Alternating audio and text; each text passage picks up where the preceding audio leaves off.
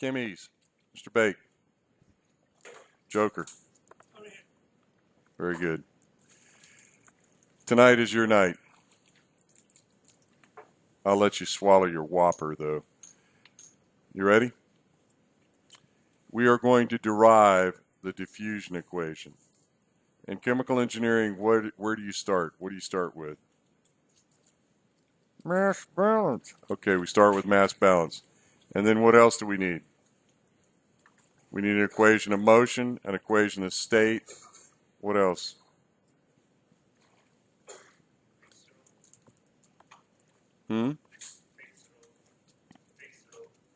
Fick's law. We're not going to assume concentration gradients here. Good answer. I'm thinking more we need a constitutive equation. Okay, but we don't need a constitutive equation. Why? Because we're going to assume a Newtonian fluid. Okay, and we also need an energy balance. But this system is not going to do any work. So the constitutive equation and the energy balance aren't necessary. But the first and foremost is what? The mass balance. And we talked about this before, that, and maybe I didn't make this exactly clear, but a long time ago I had a project where we knew that we had massive well interference. So you cannot perform material balance on a single well unless that is the only well in the reservoir. So we began working on this project thinking, well, we can somehow compensate for this. And it turns out you can't. Excuse me. So what I did was I created a leaky material balance model. Bad idea. Okay? Nobody in here is Russian, right? So we're going to talk about the Russian space program for a second. Do you guys remember how many engines did the Saturn V rocket have? I'll give you a hint. Okay? How many engines did the Russian launch vehicle have? Nobody remembers? I believe it was 31, and they were in a circle. And every now and then, one of them wouldn't fire. And what happens? Exactly, it flipped over. So, simple things. Whenever you violate material balance, something bad's going to happen. The Russians tended to use just a bigger hammer, right? Everything they did, bigger. But that 31 engines, or whatever it was, turned out to be a bad idea. Now, the pattern that the Saturn V engines were in, if one failed, which thank God they never did, it would still be okay. But it didn't work out that way. On the other hand, what's the famous story about the American space program? They spent millions creating a pen that would write in space. And what did the Russians do? They used a pencil, right? Okay, pretty good. Interesting. I'm also reading a story right now that has nothing to do with the previous thing, but is about the space program. The Russians had an incredibly difficult time with their docking system. The Americans did too, but for a slightly different reason. They could, the Americans knew whenever the Russians could not actually dock, that there was no way they could go to the moon. And so they were years behind. It was just an interesting little tidbit. At that point, the Americans said, you know, we can go. We know we can do this, so that's a step. The Americans also did something else that was really bold. Once they started with Apollo 8, everything, the entire system was a test. They didn't try a piece of it. They just did the whole thing at once. And the guy who led the program said, if they can't do this, they can't get, it won't succeed anyway. You can't test this thing in pieces. You have to do the whole thing at once. Okay, so why do something like that? Why think about something like that for tonight? We need a material balance equation. It has to be relevant. We need an equation of motion. It has to be relevant. The equation of motion can be a little bit of a cheat, let's say. Equation of state. What's a good equation of state? Real gas law, ideal gas law, any other equations of state? What's the simplest one? Alex? Okay, I would too. What about for a liquid? We've been talking about it all week. constant compressibility liquid. Okay, so we don't really talk about it here, but that is what we're going to use. We're going to use a constant compressibility liquid. So it means that all the energy in the system comes from the expansion of the liquid. Okay, I know that we're going to add a little bit for rock expansion, but for the most part, it's going to be the expansion of the liquid. How are we going to marry these together? What's another name for the equation of motion? Does anybody remember? Darcy's law. So we're going to have a material balance or a mass balance relationship, and on the left-hand side, there's a velocity term because it's velocity times density, right? Momentum or mass flux, rather. And we're going to substitute the velocity term from Darcy's law into there. What will we assume about Darcy's law in order to simplify this? Well, it's a liquid case. What assumptions can we make? Viscosity is constant and permeability is constant. So we'll get to that in a minute, but we'll do that. And what's the derivative of a constant? Well, 0. But what's the derivative of a constant multiplied by something? Well, you pull the constant out. So this is all going to work out nicely. Now, on the right-hand side, we have what? Porosity times density, which is mass. What happens when we differentiate porosity multiplied by density? Let's say we differentiate it with respect to anything. We're going to have to use the product rule. Okay? So what we're going to first do is we're going to take the derivative of porosity times density with respect to time, because that's what the material balance or the mass balance is. And then we're not really interested in the derivative of density with respect to time or the derivative of porosity with respect to time. What are we interested in? The derivative of pressure. So how do we expand that derivative? We're going to use a chain rule. So first product rule, then the chain rule. Okay? Very good. You guys got it. This will be quick. Okay? We have to state this in words, that the rate of mass flow into the system during the interval delta t minus the rate of mass flow out of the system during the interval t delta t is equal to the rate of mass accumulation in the system during the interval delta t. Joker and Mr. Bake. Is this correct? This is the most fundamental thing that you learn in transport phenomena. Can mass accumulate in a system? Yep, it can accumulate. All right? So we're going to have mass accumulation in the system. If mass does not accumulate in the system, what kind of relationship is that? Steady state. Very good, Joker. Big hug. Okay? So the mathematical expression for this is this a derivative operator, del dot rho v, is equal to the negative of the derivative of porosity multiplied by density with respect to time. And of course, this is a partial derivative. We'll talk about what this del dot thing is. It's a shorthand. You guys understand shorthand? What systems are we interested in? Radial flow? Sure. Linear flow? Sure. Spherical flow? Sure.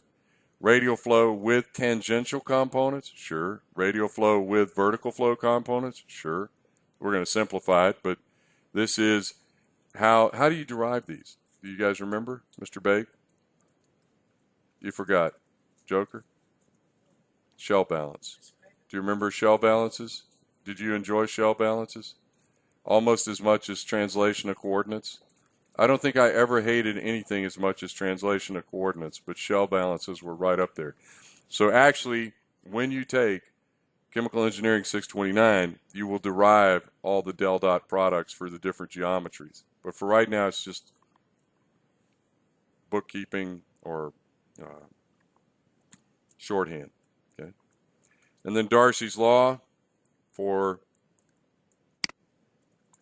the there is a horizontal form, and it's just going to be, we'll eliminate the gravity term, but it's permeability divided by viscosity multiplied by the pressure gradient.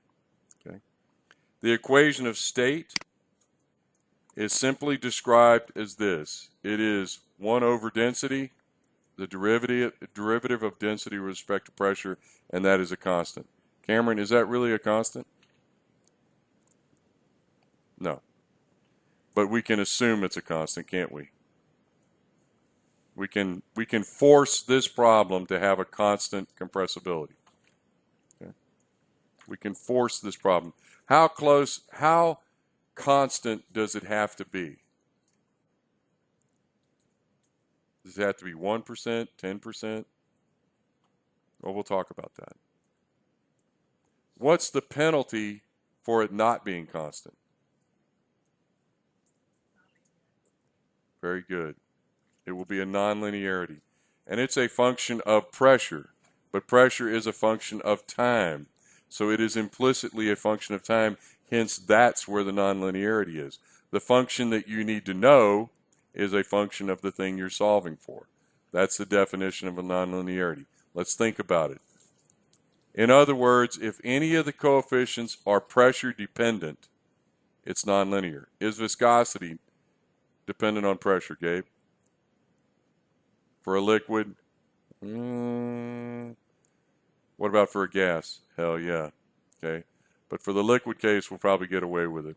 Is the compressibility constant, class? For a liquid, we can get away with it. What about for a gas? No way. Okay. So what's going to happen for a liquid? Well, we just assume a bunch of things are constant, and if we're lucky, life will be good. What about for gas? And it's already 8:30, and I was going to try to cover gas tonight, but I'm not. I'll wait till tomorrow. What's going to happen for gas? You can bet. Everything's going to be a function of pressure. Okay. What's rule number 0? Trampa. Cheat. Okay. Tomorrow night when we talk about gas, how can we cheat? We can assume that the viscosity Z-factor product is constant. We can assume that pressure divided by the viscosity Z-factor product is constant. What else can we assume? We can assume nothing, and we can solve it with pressure, Z-factor, and viscosity in a special variable. And what is that special variable is going to be? It's going to be pseudopressure. We've already derived the pseudopressure transform for steady state flow. By definition, if your brain's functioning, it has to be the same for every condition. So pseudopressure will drop out of the derivation tomorrow night for the gas diffusivity equation. Can we also have a pseudopressure for oil? Has anybody read ahead? Okay. Can we? Of course. Okay. Who derived the first pseudopressure formulation for oil? Everybody's thinking, was it Levine and Pratt's? Was it Vetkovich? Was it somebody else? Who was it? It was Evinger and Muscat. What year? Something like 1943. They derived it, and they sat there and stared at it and go, we don't know how to evaluate this. So we'll assume it's constant and move on. Okay. Again, mass balance, equation of motion, equation of state. We got all our pieces. Joker, pick on your worst enemy in the class. You're not going to admit you have an enemy? Why are you looking at Mr. Sarkar? Mr. Sarkar, are you guys enemies? You are now. Okay. Mr. Sarkar, do you like jigsaw puzzles? Not really. Oh, you do? You do like them? Have you ever taken the jigsaw puzzle and flipped it over so it's all brown? No? You never thought of doing that? Okay. Well, that's what tonight's going to be like if you're not paying attention. Because this is a jigsaw puzzle. It only has 3 pieces. Remember when you were a kid? The puzzles had like 4 pieces? And you're like, what do I do? Mommy, daddy. Okay, well, there's only 3 pieces here. And they will fit together if you'll pay attention. Tomorrow night it gets a little weird. And the next night it just gets bone crazy. But for tonight, we have 3 pieces. Let's see if we can get them together. Okay. We do have one little tiny problem. Ricardo, we assume a constant compressibility, right? The math all works out, but we have a leftover term. And that leftover term is compressibility multiplied by the gradient squared. Okay, Joker, pick your best friend in the class. Is it? He doesn't look very happy to be your friend. All right, Cam, you ready? Take a deep breath, close your eyes, go to a happy place, and think about this. You'll be happier if you close your eyes. So we have a function of pressure multiplied by the gradient squared. Is that nonlinear? It violates just about everything. Do you remember the definition of nonlinearity from the discussion that Alex would have had with you? What's one? You can open your eyes. I'm afraid you're going to fall asleep. What's the first definition of nonlinearity? A function of pressure multiplied by a function of pressure. What's the number one rule? You can have no function raised to a power higher than 1, right? Or different than 1. I think gradient squared is a really bad sign. And then compressibility multiplied by gradient squared is even more nonlinear. What's rule number 0? Who wants this one? Can? What's rule number 0? Cheat. So compressibility, if it's small, really small, then small things multiplied by something is usually small. What if the gradient is also small? What happens, Mr. Liu, when you square something small? Smaller. And then you multiply it by something small. It's even smaller. Okay? Math ladies, you don't like this. You think nonlinearities need to be accounted for. You're going, you can't just do this, you bunch of stupid petroleum engineers. You can't just say, I assume it's constant. Go away, you know. All right? You agree with that? You can't just do that? But tonight, we're going to do it. We're going to say, just go away. Is the world a better place? I don't know. Can you imagine? Give me an example of where this is going to be a problem.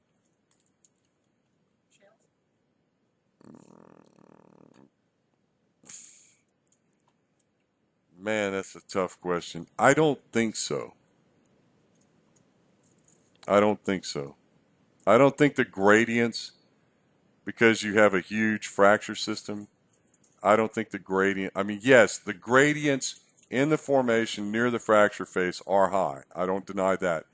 But I think the aggregate behavior, because you see linear flow, for example, you would not see linear flow if this condition were to affect that, right? Because you would have another relationship.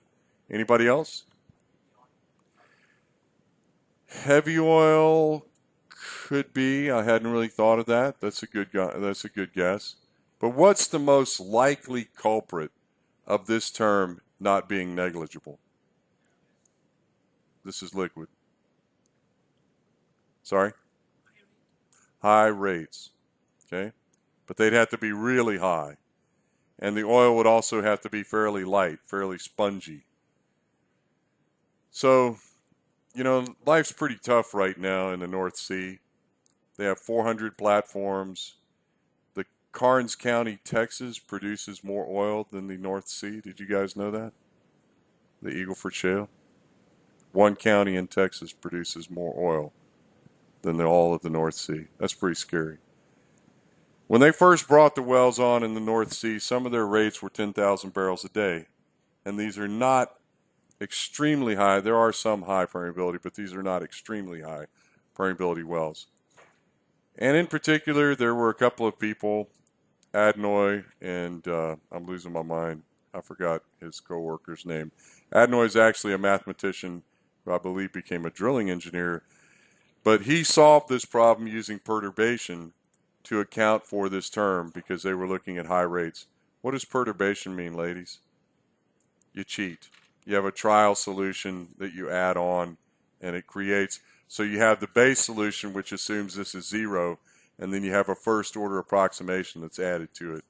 This is kind of a clever math trick. It doesn't work very well, but that's okay. Do you know how to make that term go away completely? Define a pseudopressure for oil, and it goes away. Define a pseudopressure for gas, and it goes away. Okay. But we probably will get away without really having to worry about this. Nobody's asked me what this del squared thing is. And again, that's that geometry component. It's a derivative. Okay, we'll talk about that in a moment. It is an operator, if you want to think about it. So if we assume small and constant compressibility and small pressure gradients, we end up only with this term. And again, Adnoy, and I apologize, I forgot his pal's name, they derived a formulation to solve this as a perturbation solution. But, you know, again, it's a very low order approximation. So very quickly, we do have an oil pseudopressure. And as I mentioned before, the first form of this was 1943 plus or minus Evinger and Muscat. The alternate form is here. You can have permeability as a function of pressure, correct? It's actually a function of saturation, but saturation is a function of pressure. There's a lot of twisted relationships here. Okay? And then finally, we have something called pseudo-time, which we haven't talked about before, but Joker had me on the spot with this one, because the compressibility of a gas is not going to be constant. In fact, it's going to be highly nonlinear. The viscosity of a gas is not going to be constant. It's going to be highly nonlinear. You multiply the viscosity by the compressibility and you pray that that's constant. It didn't work that way. Okay, this is a really bad deal. This integral is extremely hard to evaluate. Why? Because pressure is the thing you're solving for, and the pseudo time function is defined in terms of pressure. Uh-oh. So how do you solve a nonlinear partial differential equation, class? You can either cheat, as we've discussed. You can cheat on half of it, or you can cheat on all of it and assume that that compressibility function is constant, compressibility viscosity function. What's the right way to solve it numerically? Okay. And in fact, Aronofsky and Jenkins invented numerical simulation, or maybe Levine and Prats, whoever you want to argue, but we'll say Aronofsky and Jenkins, because they could not solve the gas problem analytically. They had to solve it numerically. So, you know, I was on the phone today with someone who has an idea that they want to model the basin of drainage for the city of Houston. Is this a petroleum engineering problem? Sorry? It's a hydrology problem, correct. But we solve much more complicated problems than this every day. We solve problems that are 1,000 times more complicated than this every day. Maybe 1,000,000 times more complicated. But why is this problem going to be very difficult to solve? You're walking around it. Think about it. You have multiple sources and sinks, which you cannot define. Have you guys looked at a map of Houston lately? Anybody grow up in Houston? You did? Where'd you grow up? West. Okay, so Addicks and Barker reservoirs. Do you know that every drop of water that goes out of there goes through Buffalo Bayou? Is that a really good idea? So as you move towards the city in Buffalo Bayou, let's say that Alex and Tom decided we're going to build a canal. I didn't say a wall, a canal. And we're going to build a canal that will tolerate 100 inches of rain in a very short period of time. Okay? Who's between us and the ship channel? Memorial, River Oaks, and downtown Houston. How many billions of, let's call it what it is. How many trillions of dollars of real estate lies between those two reservoirs and the ship channel? That's where I think this person's going to have a really hard time selling this. When were those reservoirs put in? In the 1940s. So back then, okay. But how much will it cost to clean up Harvey? Rough estimates. Real estimates, not what you read on CNN or Fox. A couple of $100 billion at least. That's how much people have been put out.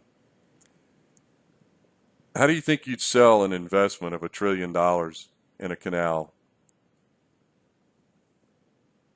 It'd be the largest construction project in the world for a long time to come, and all to protect against 1,000-year rainfall. Okay.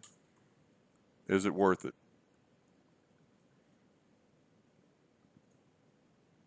But what if you could model this instead? And what if you could show the choke points in the system? Okay, can we do that? Sure we can.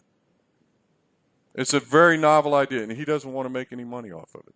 He just wants to model it. It's a relatively simple problem. Tell me something that I don't know. You're within 2 miles of the Brazos River. Why not move the water that way?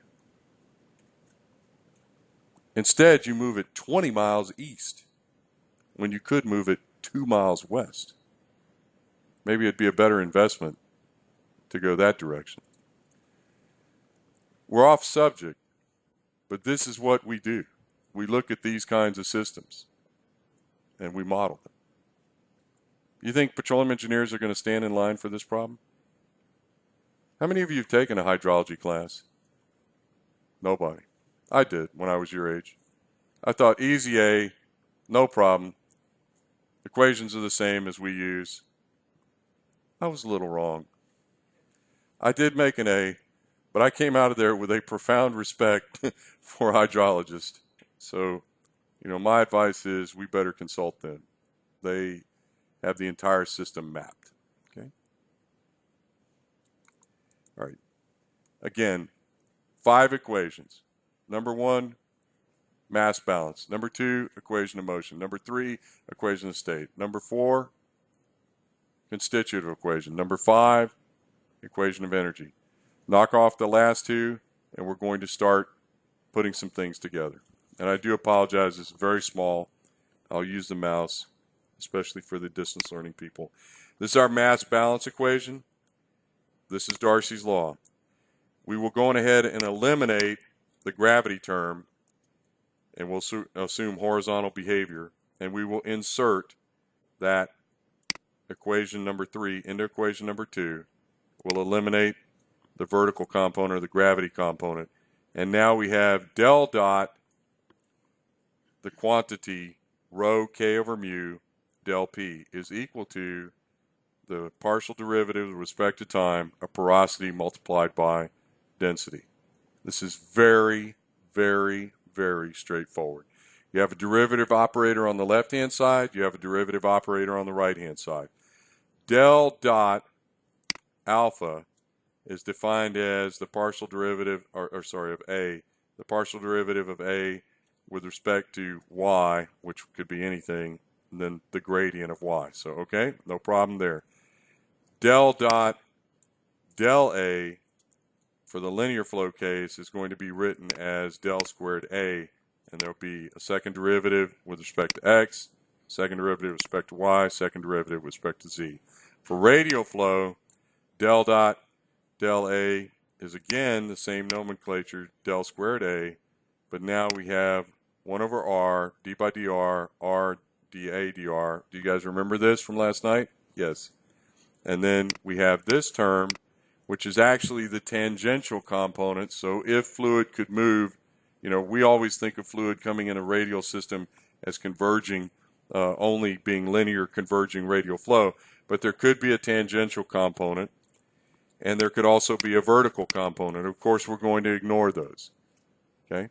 What's the likelihood of having tangential flow? Sorry? It would have to be a heterogeneous system, and we probably would not model it this way. Okay? How do you do it now? You model it as a linear system with heterogeneities in different blocks, right? Or you may use a PEBI grid, which has an unstructured grid, but you would not model it as rings or something like that. There was an enormous amount of work in the early 1990s on modeling things as concentric rings. Obviously, God or whatever force rules the universe does not make concentric ring permeability reservoirs. But the thought behind this was if you could come up with a method of estimating the permeability distribution with the concept of rings, then you could extrapolate it somehow to the concept of a random permeability field. Enormous amount of work was done on that. Okay. So we work our way down from equation 5, and we have del dot rho del P. And of course, we move the viscosity and permeability to the right-hand side because we assumed it was constant. So we assume that the permeability and the viscosity are constant. Move those to the right-hand side. And then we start expanding things. Okay. So the first thing we do is we use the chain rule, and we expand this derivative. The second thing we do is use the product rule and expand this. The del dot operator is a derivative operator just like anything else. So del dot rho del P becomes del dot rho del P rho del dot del P. What's the definition of del dot rho? Well, it's going to be del dot rho is going to be the derivative of density with respect to y, and then the gradient of y. What is our variable class? It's P. So for del dot rho, it becomes the derivative of density with respect to pressure multiplied by the pressure gradient. That one's easy enough. And you can see exactly that that is going to become our friend right here eventually. It's not obvious now, but that's exactly what's going to happen. This term is going to become that. Now on the right-hand side, when we take the partial derivative with respect to pressure of porosity and density, what's going to happen here is we're going to then use the product rule and expand this. And fortunately, whatever force you believe in the universe, some nice things happen. Okay, so again, the del dot rho del P becomes this term, which is d rho dP multiplied by the gradient squared. The only thing we need to do now is divide by 1 over rho, and that gives us compressibility multiplied by gradient squared. Okay, we'll get to that in a minute. Rho del dot del P is just going to be rho del squared P, no problem. So that gives us this term moves to here, this term moves to here, and we still have not expanded this. We now need to expand this. Using the product rule, first derivative term is going to be the derivative of density with respect to pressure multiplied by porosity. The derivative of porosity multiplied with respect to porosity, multiplied by density. Okay, so we factor out the rho phi, and we're left with 1 over rho d phi dp, 1 over phi d phi dp. Sorry, I said that wrong. 1 over rho d rho dp, 1 over phi d phi dp. And what is that, class? What is the name of this variable? That's fluid compressibility, and this is rock compressibility.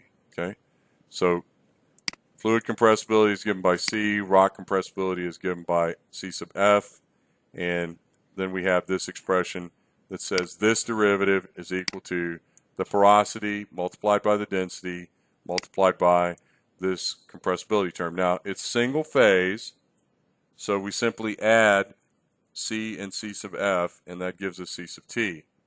When we substitute this back into the expression, our density term is here, our density term is here, and we have a derivative of density with respect to pressure.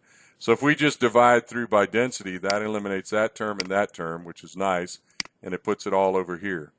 So that's 1 over rho d rho dP, then del P squared, and then del squared P, and then this term. Now over here, we assume that porosity, viscosity, compressibility, and permeability are all constants. So this is linear on the right-hand side. Unfortunately, on the left-hand side, once we substitute the definition of fluid compressibility, we have this term. It is nonlinear. It is a function of pressure raised, the gradient in this case, but raised to a power other than 1. It's also multiplied by a function of pressure. And we're going to have to get rid of it somehow. Okay? So if we assume that we can get rid of it, then what will happen is, we'll only be left with this bit. So again, assume whatever assumptions we make, slightly compressible liquid, etc., we're going to end up with equation 16 as our final form. Any questions about this? Okay, so you've derived the diffusivity equation for a liquid. If I were a nice guy, I'd say we don't have to do the next 2 lectures, because we're not going to solve the diffusivity equation for gas. We're not going to solve the diffusivity equation for multi-phase flow. We're going to solve what? The simplest case, which is a diffusivity equation for a constant compressibility liquid. Now, I know you want me to be a nice guy, but it's not my DNA. Okay, so tomorrow night we're going to talk about gas. If you want to read ahead, there's a discussion about how to derive a liquid pseudopressure here, and that's certainly something you could do. I personally prefer not to do that. There are a few occasions when I have used a liquid pseudopressure, an oil pseudopressure, but for the most part I have not. Now, I will warn you that at least one vendor's software does use liquid pseudopressure, and they don't tell you. And of course, they all use gas pseudopressure. And what I'm getting at is liquid pseudopressure sort of normalizes out or linearizes out one part of it. But they're also using an algorithm that is semi-numerical, so they're solving this problem in a semi-numerical fashion. So using pseudopressure probably ensures stability, but they're going to iterate anyway, and it's probably plenty accurate enough. I know that's going over your head, but what I'm telling you is that you have the assumption of a linear partial differential equation. So you use the solution for that linear partial differential equation, but you iterate on it at each step so that the fluid properties, in this case the oil properties, would be represented properly. Okay. For the gas case, it would be the same thing. You cannot solve the gas case analytically. You're going to, well, okay. If you look carefully, I think it's lecture 24 or 25, I propose a method for solving the gas case analytically. Who wants to take a shot? Mr. Liu, if I told you that you had to solve the gas case analytically, what would your first step be? See, this is so unfair because you've never even derived the gas case, much less how would you know how to solve it? Any ideas? Nothing, right? If we were to try to solve the gas diffusivity equation with the nonlinearity on the right-hand side, how would you do it?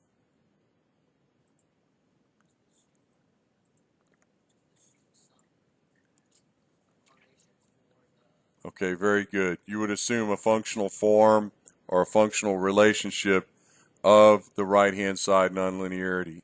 Okay?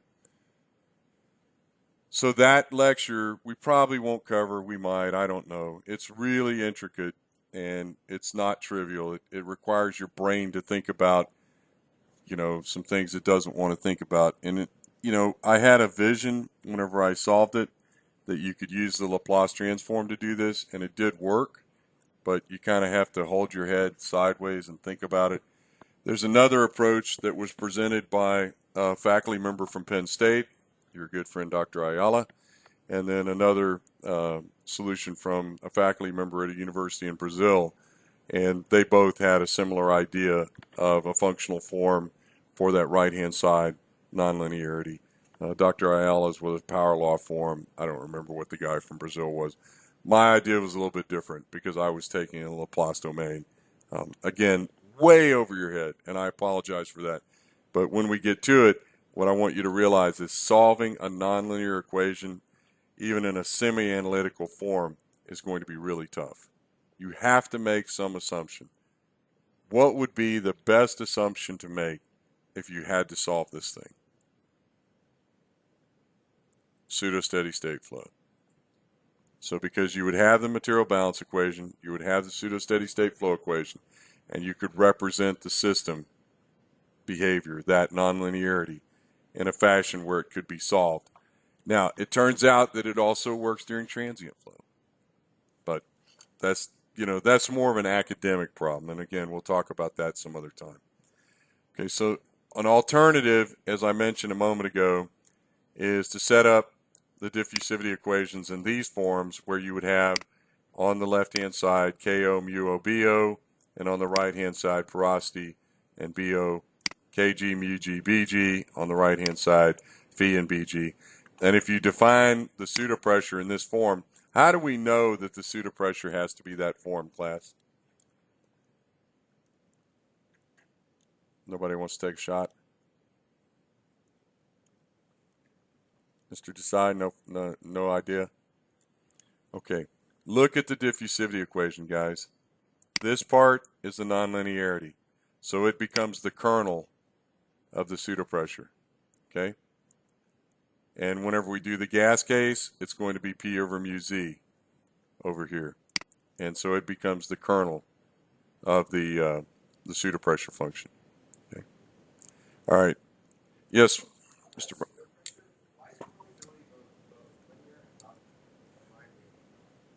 Okay, where are you reading? Okay, where are we at? Sorry? Oh, here? This is a reference. Okay, thank you. Very good. Thank you for that. I prefer to define pseudopressure so that the units are always pressure. So I pick a normalizing condition. Most of the time it's going to be initial pressure, but it could be any pressure. So very good. You've discovered my little secret. Okay. And the reason that this is so important is because now this looks, smells, tastes like pressure. So any equation you derive for a liquid, if you use this form of pseudopressure, you're fine. Now, obviously, you have to pick your normalizing condition. And as I mentioned, the logical condition would be initial pressure. It could be bubble point.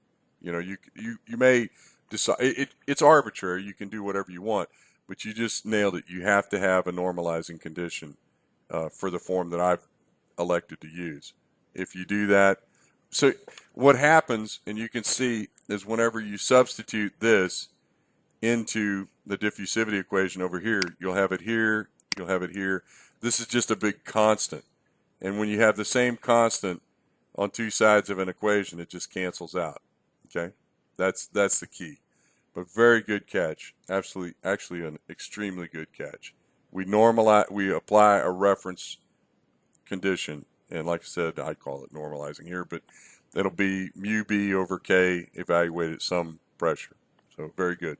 It is not the constant. We're not assuming the behavior is constant. We're assuming the condition at one place. Okay.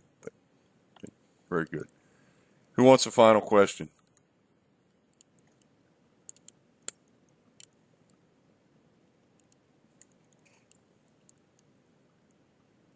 I want you guys to think very carefully. We could stop now and just go on and solve this thing. But I want to do the gas and I want to do the multi-phase. I know it's going to cost us an extra day now, and I apologize for that because I thought we could get them both done, gas and liquid, tonight. But we're out of time, and also I think your brains need to adjust a little bit. Tomorrow night will be weird, okay? So if you need some medication, or you want to bring a note from your doctor that you can put some earplugs in or something like that, that's fine. But I want you to come. Even if it's osmosis that you learn this by, I want you to come. Tomorrow, you will learn how something excruciatingly complex can be made extraordinarily simple by just knowing which thread to pull. Okay? Do you guys understand what I'm saying? We are going to derive a diffusivity equation for pressure squared that is the ugliest thing you're ever going to see. But you can make the whole thing disappear by proper selection, proper setup. And nobody likes this. Nobody likes to set something up to where all the pieces, unlodge.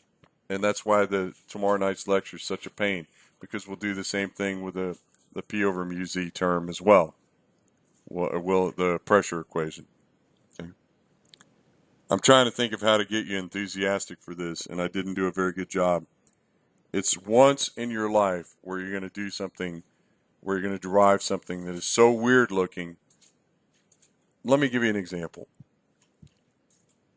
Let's say we end up with a function of pressure inside of a logarithm and then you take the reciprocal of that, and then you take the derivative of that with respect to pressure. Everybody got that? So it's really ugly. You could even throw a square root in there if you want. Okay. But what if that thing is constant? The whole thing disintegrates. What's the derivative of a constant, class? 0. It doesn't matter what that constant is, but you can make the whole thing reduce by properly setting up the problem. Okay, and that's what we'll do tomorrow night. And don't worry, I'm not going to let my wife talk me into anything tomorrow night. I might even make her come in here and apologize to you. Would you guys like that? Yeah. Sorry? I couldn't hear you.